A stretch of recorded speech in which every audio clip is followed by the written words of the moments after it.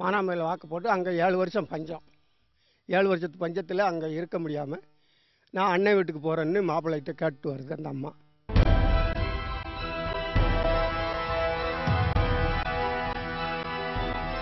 அப்போ ஐயா சொல்கிறார், இப்பொழுது போகிறது இல்லை உத்தமியே, நம்ம வாழ்ந்து கேட்டு போனவனால் வளர்ந்து இருப்பார் அடி, கண்டாசி இருப்பார் அடி, காசு உள்ளவர் ஏசுவார் அடி.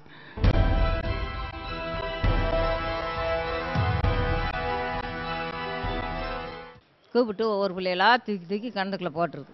தப்பி பிழைச்சி நான் தாய் பேர் சொல்கிறேன், ஓடி பிழைச்சி நான் உன் பேர் சொல்கிறேன் அம்மா, என்னை மட்டும் விடம்மா அப்படின்னு சொல்லிச்சு. கேட்கையில் இந்த அம்மாவும் விழுந்து.